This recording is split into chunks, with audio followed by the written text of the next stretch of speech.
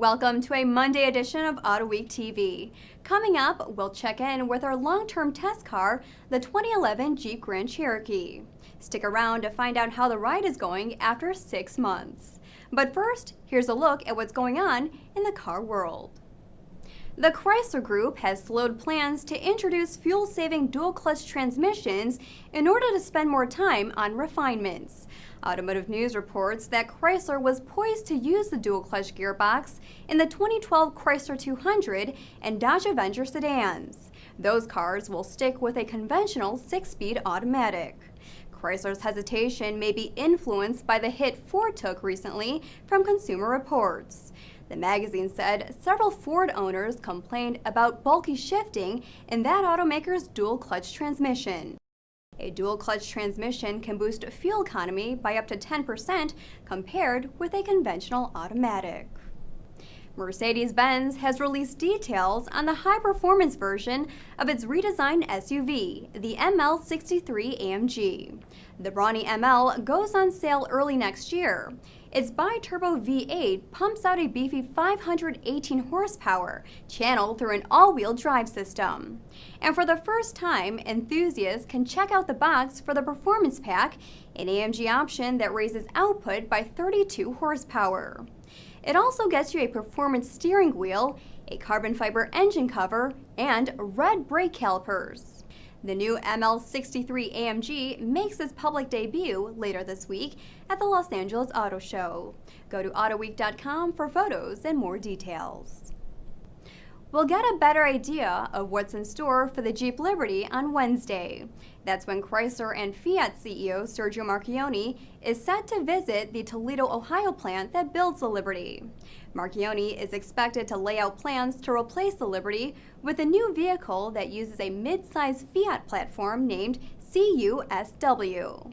And while Chrysler will replace the Jeep Liberty, its sister car, the Dodge Nitro, is scheduled to reach the end of the line. Internet Buzz says the new Jeep will wear the Cherokee nameplate. Chrysler isn't saying yes or no on that right now.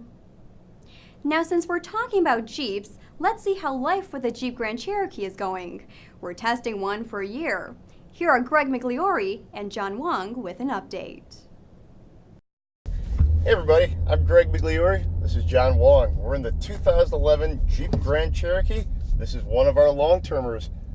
6 months in, I mean, the car's been solid. It has. You know, we've had this, there's been tons and tons of requests for this cars from people with families and whatnot. There's been people that have taken it all over Michigan, road trips, family stuff. They've towed with it.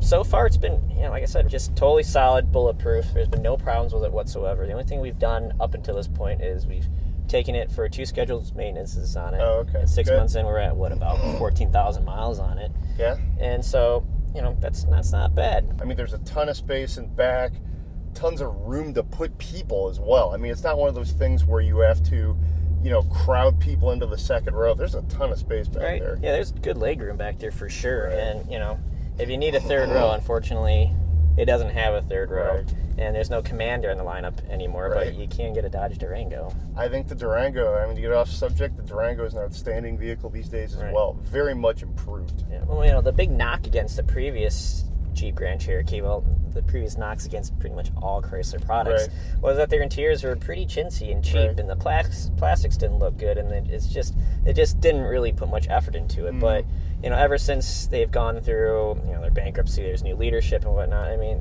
they've really upped their game. This thing is not worse for the wear at all. I mean, interior, we've managed to keep it very clean.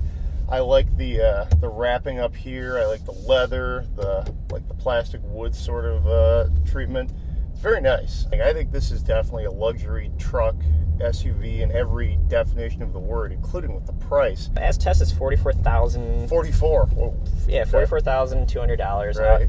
I mean, obviously, we have to say we do have the range-topping limited model. So, you know, we got the leather interior, we got the navigation, we got the satellite radio, we got a rear DVD entertainment system, and, you know, it's got everything you can get in a V6 Cherokee. And notice I said V6. Unless you're towing a whole lot all the time, I don't.